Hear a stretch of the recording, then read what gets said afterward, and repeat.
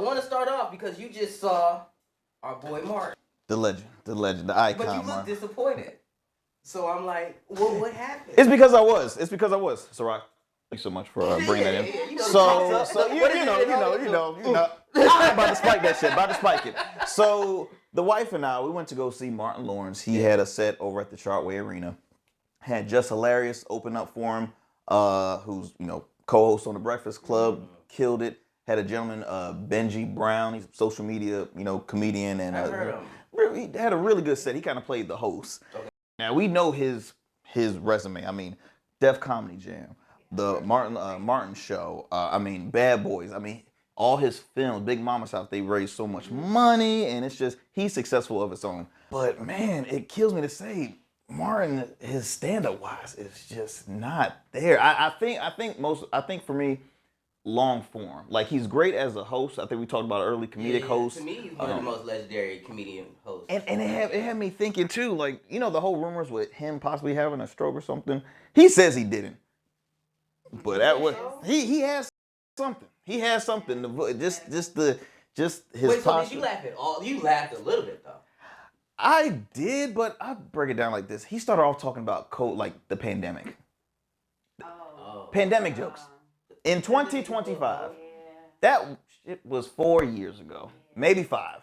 And to talk about that, and then he talks about, he literally had sex jokes for like majority of his set. It's just don't stand with one thing, like mix it up a little bit. He did talk about the Will Smith slap, which again, old stuff.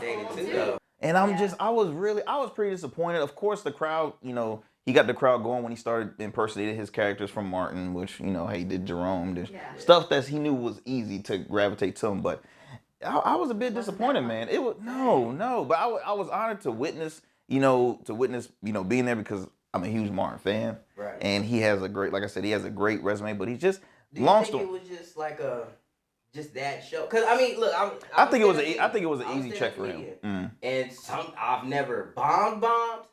But, sometimes you don't have the best performance. You know what I mean? I don't get a standing ovation every time I touch the stage. But if you think about it, though, like, out of all his specials, and I'm going to just say he might have done maybe, let's say 6 specials, maybe 6 comedy specials.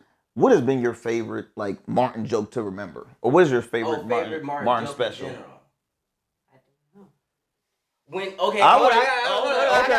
I got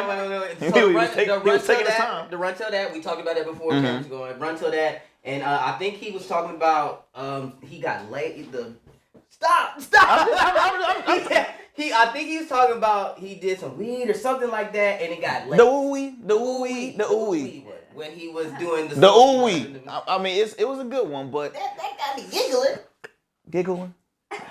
All right. We talking about giggling. We talking about giggling now. What else you got? Okay, when he was hosted. Nothing. Walking out. When Martin hosted the Def Comedy Jam and he came out in the red drawers. Do y'all know that? Y'all remember that? I remember that. Like he packed the drawers and pulled it out.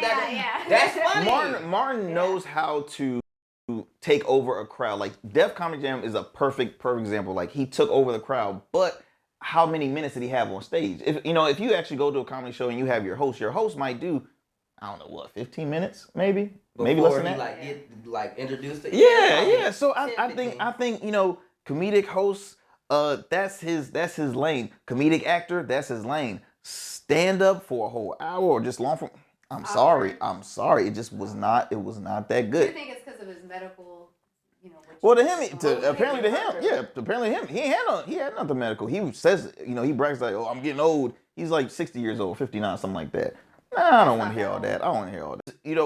I care so much about Martin is always going to have a huge field of supporters, right? We're always going to support him. But at the end of the day, when is it time to hang it up? I'm sorry. Go to politics.